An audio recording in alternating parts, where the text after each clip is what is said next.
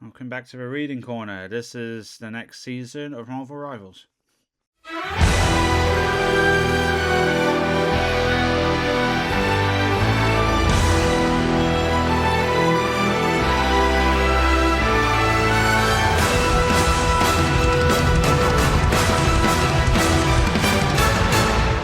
Evil Under the Moon. I'm not used to silence. Ever since the day Khonsu first chose me to be his fist of vengeance, he's been chattering away inside my head, filling every moment with his demands and his criticisms. I'd gotten used to the constant noise, but the sudden silence, that scared me to death. It all started with a scream. Khonsu called out my name, frantically begging his Moonknight to come and find him. The rest of what he said after that didn't make much sense, but I eventually got the pieces together and realised that he was in Thebes. Which tracks, I guess, since he's the Egyptian god of the moon. Unfortunately, it wasn't the Thebes from my reality that he was in.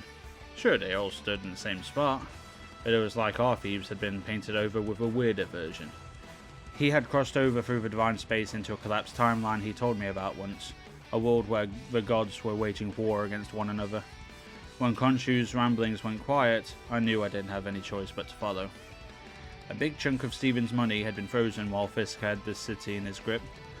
But luckily, Tony Stark owed me a favour after what went down in New York. He gave me a lift, free of charge, and promised to keep it quiet. When I arrived in Thebes, I could hear Khonsu again, his commanding voice reduced to a faint whisper. I knew where his temple was in my timeline, so I figured that it might be the same place here.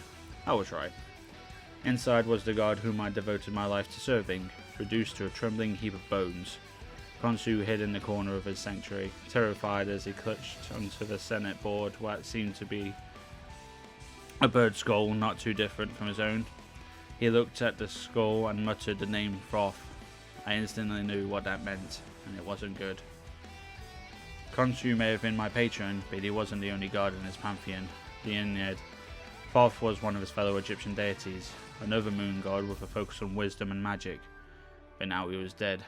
From what I could piece together from Khonsu's incoherent ramblings, the rest of the Ennead had died along with Thoth, all by the hand of the same killer. And now it seemed like that godslayer was looking for Khonsu in an effort to finish the job. I tried to get Khonsu back on his feet, but his divine power had been drained.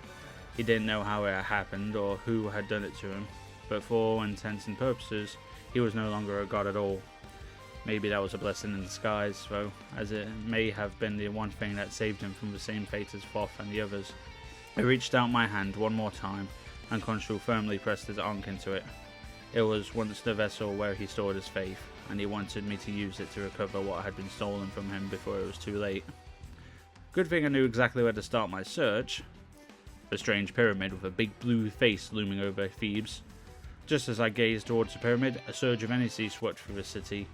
In the next instant, the energy coalesced into a wild storm surrounding Thebes, and there stood the pyramid, right in the eye of the storm, with a cloud of divine energy swirling around its apex.